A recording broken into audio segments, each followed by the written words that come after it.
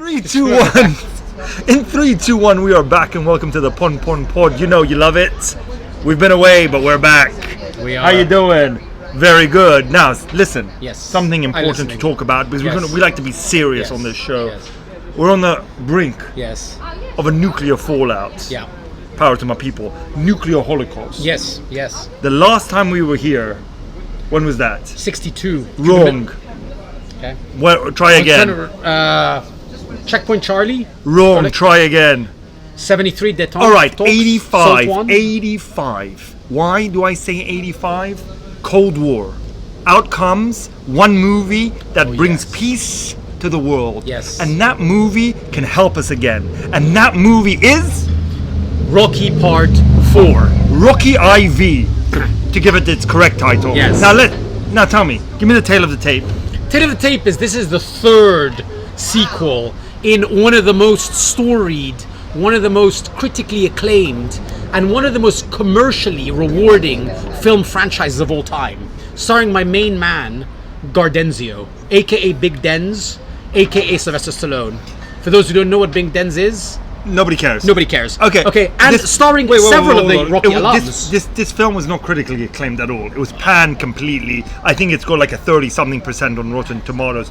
Regardless. Yeah, but it's been reappraised over the years. Especially in light of what we're going through Precisely. now. Right? Precisely. And can I reference something, by the way? Please. Because I think, Survivor, who composed the song "Eye of the Tiger" for Rocky 3, wrote the less celebrated, but in my opinion, more impactful and more topical and more relevant, Burning Heart. For Rocky 4. That's great. So we're here to tell you. That's great. That's great information. I wanted to sing some of it, but No, save it for later. Okay, fine.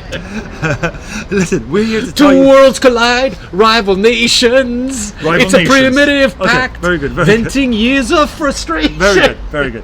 Now listen, we're here to tell you how that film brought about world peace in 1985 and how it can do it again. All right? Yes. Now there's several aspects of this film we need to look at. Yes. And we need to learn. Yes. And appraise. And actually we have come to educate. We have come to the conclusion that no matter what people say about our main men, Ronald Reagan and Gorbachev, the leaders of the United States and the former Soviet Union, and all that claptrap about the START Treaty and the INF. Glasnost and Perestroika. Exactly. All of that was actually nonsense. The way these two men kind of came together and made beautiful music ensemble, was by watching Rocky 4 and deconstructing its messaging and taking away from it the lessons learned. And in fact, what we saw thereafter was the fall of communism, more friendly rapprochement, and most importantly, the fall of the Berlin Wall in 1989. Okay, that's great. Now let's get we agree on this point, yeah. Okay, great intro. Great intro. 25 minutes long. Yes. Now, let's tell them why we're here. So, we're going to look at the first aspect on what makes this film a world peace conveyor. Okay. All right? Yes. So, first reason. Okay, first reason I have to say is some of the most nuanced and subliminal dialogue, that read between the lines. Has ever been spoken or heard on celluloid. Wolverine, you know right? what I'm saying. Okay. Yeah. And I mean, people actually have kind of marginalized and kind of maligned the Rocky films for being kind of lazy. All right. As far as the writing goes. Give us a line. But I'm going to go with the first line, and you're going to tell me what it means in the context of realpolitik. Very good.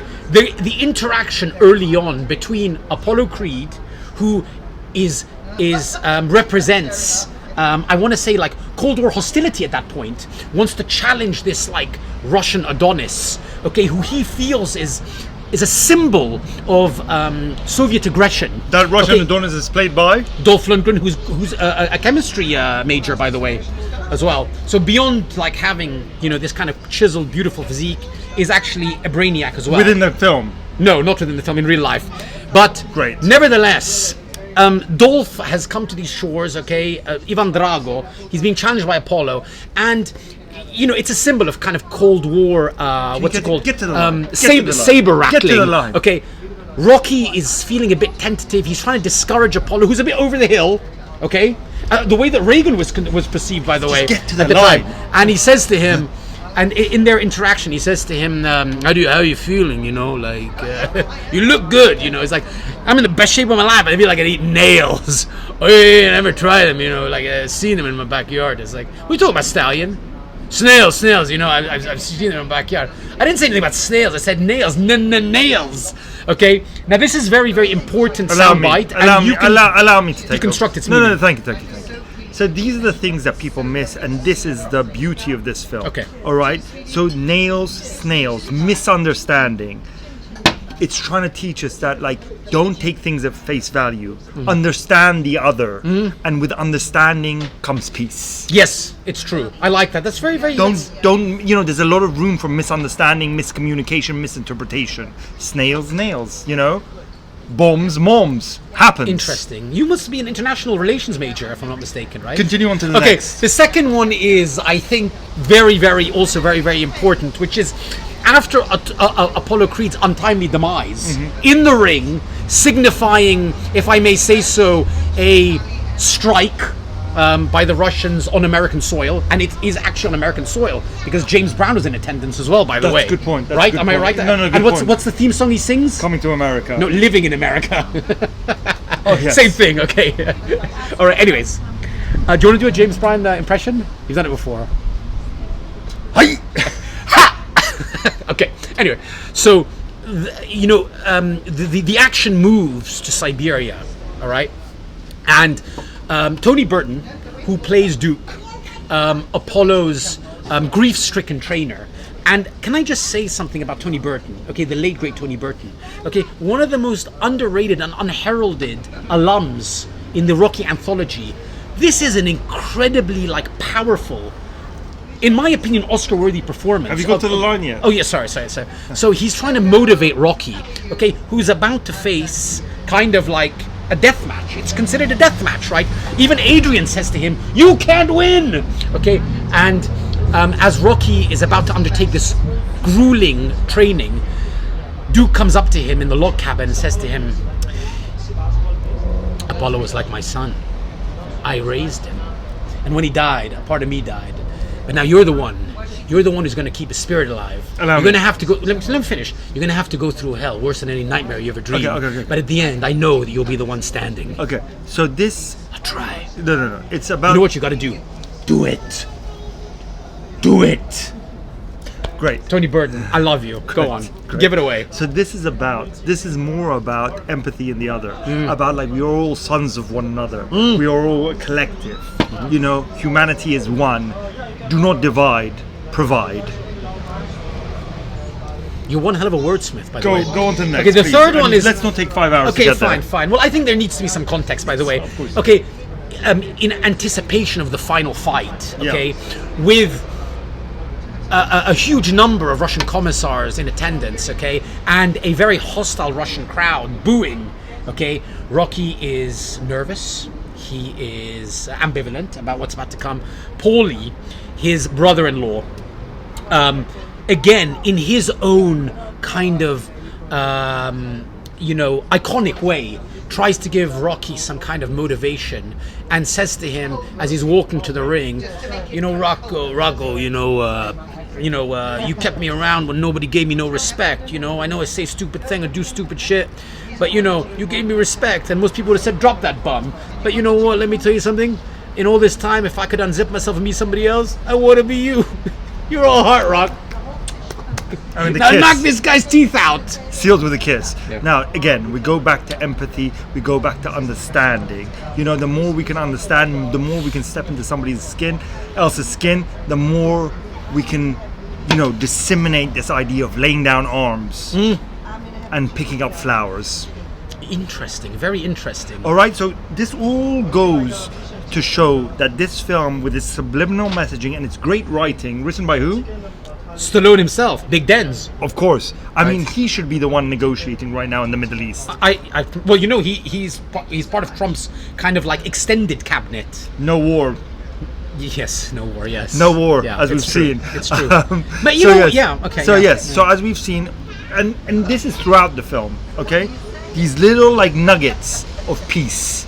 that are set in soil and meant to flourish. Go on to the next point. Very interesting, very interesting. Now, the next point is the soundtrack. Now, this is the soundtrack of my life. This, along with, I think, Top Gun. Okay? Great. I Great mean choices. it. Okay, Great yeah, choices. okay. It's rich with... Bohemian cachet. Yeah, exactly. Yes, it's true. Bohemian cachet. Yeah. Thank you for distracting me. It's rich in kind of like a Cold War. What's it called? Subliminal, like you said, messaging, sentimentality. Right. First of all, one of my favorite scores. Hold on, but nobody cares about your favorite. How's it bringing about world peace? I'm going to tell you exactly right. Burning Heart. Okay, which is sung by Survivor, Helmers of. Maybe the most famous Rocky song of all, Eye of the Tiger, from Rocky how is 3. that bringing about okay. A Burning Heart is about East-West relations, détente and rapprochement. Okay, if you understand what I'm saying, right? I do. So, and I think that what is, I think it's incumbent upon us for me to spew some lines of dialogue here. Okay, I'm just going to sing the opening verse, and you interpret for me. Please. Two worlds collide, rival nations. It's a primitive pact, venting years of frustration. Bravely we hope against all hope. There is so much at stake, seems our freedom's up against the ropes. Does the crowd understand? Is it East versus West? Or man against man? Okay, very good. Can any nation stand alone in the burning heart? Okay, very good. No, Can but you're any right. nation stand alone? No, you're right. You're absolutely right. You're bang Is it on the East money. versus West? You're bang on the money. It's just the frequency of the microphone doesn't correspond with the frequency of your voice. But anyway, no. So what you're saying? So what you're saying? We need to go to the Middle East, set up some big speakers, and blast this song out. That's exactly it. That's exactly right. Because you know what? When I think of like power ballads, I think of Burning Heart. Yes. Okay. I think of Voices That Care, which was the anthem for Operation Desert Storm, Right. which came out a few years later. Don't you also which need is a to- great ballad Yeah. that featured a lot of interesting participants, including Kevin Costner, aka Kevin Woodner, James Woods, Will Smith, and many others. Okay, and also my favorite one was Hands Across America. Right. Going back so to Burning these Heart. are anthem. Yes.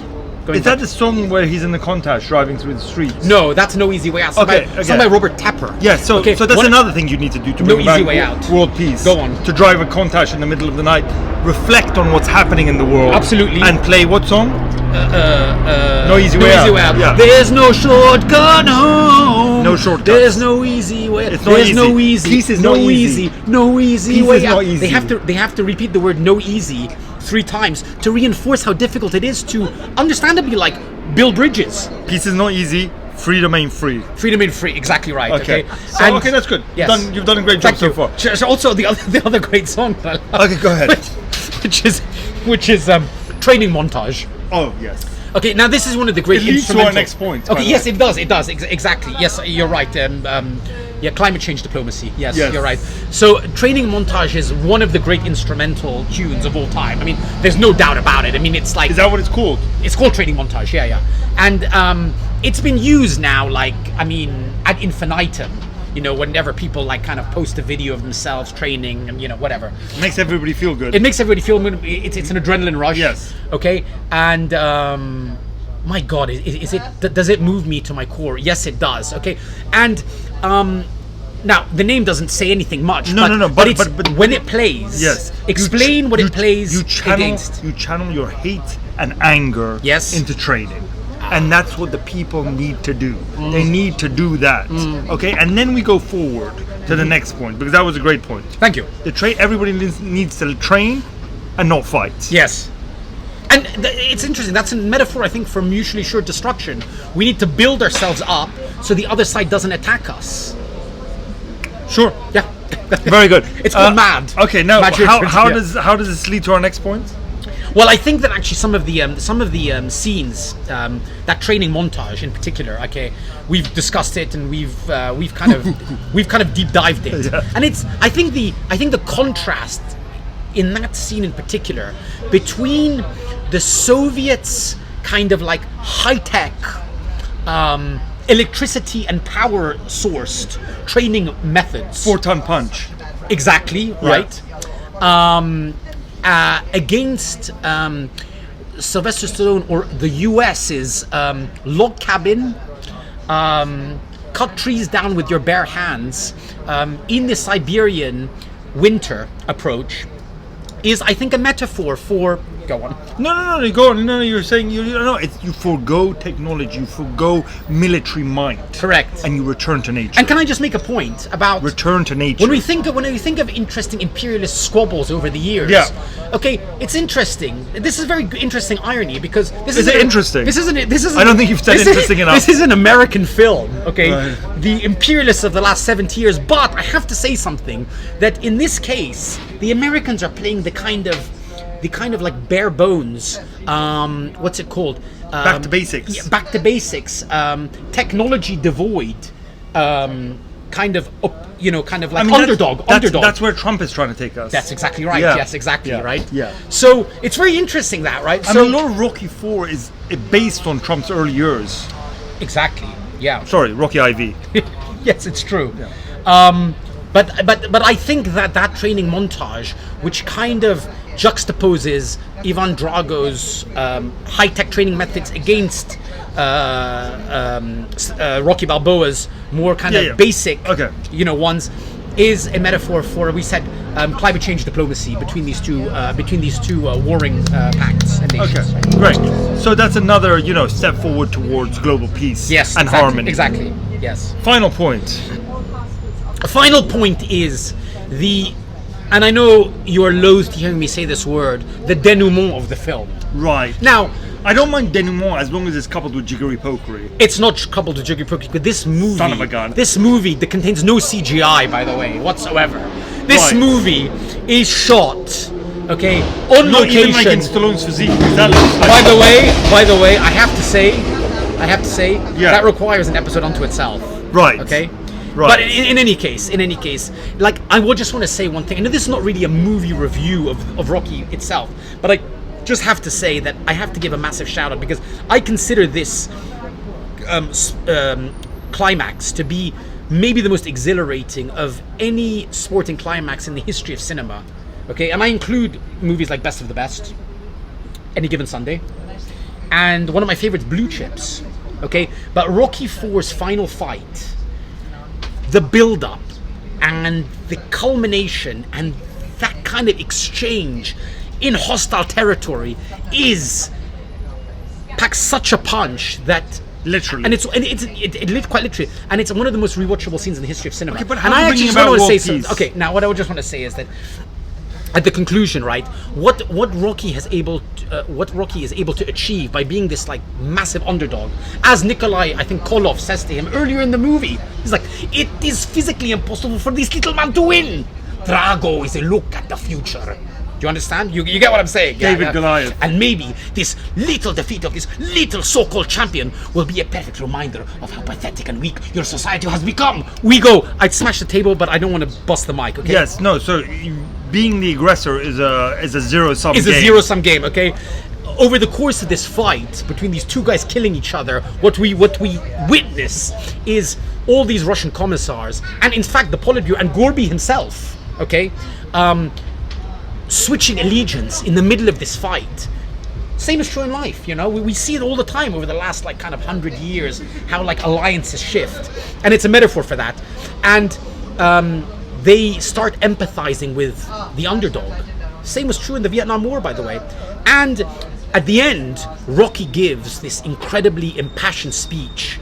Okay, he's barely able to stand up, his face has been beaten to a pulp, and he basically gives this impassioned speech to this once hostile crowd, and he says, basically in my best Gardenzio voice, in here you had two guys killing each other, but I guess that's better than 20 million. What I'm trying to say is that if I can change, and you can do a Russian interpretation, and you can change. Everybody can change. And that's when Gorby stands up. And that's when Gorby stands up, right? And all the forces that are against each other come together as one. Yes, exactly. And then, Rocky is, kind of picked up, and he has got the kind of the Stars and Stripes flag draped across his body. And and then you know, Hearts on Fire starts playing. Another one of the greatest rock ballads of all time. And really like this movie was just it's such a powerful message about not just in establishing Cold War tensions, but in how to bridge the divide. Well, that's what we need to do right now. Yes, exactly. That's what we need to do right now. We need to get Trump, Netanyahu, and Khamenei in one room, play Rocky IV, sit them down, and you know, and thus there will be peace. You think so? Or better than that. Yes. Take a boxing fight to the Middle East, bring in Stallone, play Burning Heart, and have him say his speech. Yes. And all will be well. By the way, and one other thing, by the way, and listen, you know what? I mean, Big Denz, you know, credit to you. In the same year, just a footnote. I know you hit my footnotes. In the same year, I prefer your side notes. Yeah, he also released Rambo: First Blood Part 2, another important film, okay, that chronicled and that channeled East-West divide, okay, Rambo avenging great. POW casualties, That's great. and basically like avenging the Vietnam War all by himself. Fine. So now, this is where we turn to the audience and ask them. Yes. What do you think is the greater film with regards to world peace? Rocky IV, Rocky 4, or Rambo 2? Yes. Okay. Subscribe. Tell us what you think. Put in the comments. And, you know. Can I just one more? Can I just one more thing? Just a shout out, okay? When Ludmila is asked, By the way, you didn't give a shout out to Zah. Oh, Zah, Damaged Zimbo. By the way, I love you, and by the way, You're like the one. I cannot wait for you to be on our next episode. But by the way, that's enough. Yeah, you're just ejecting.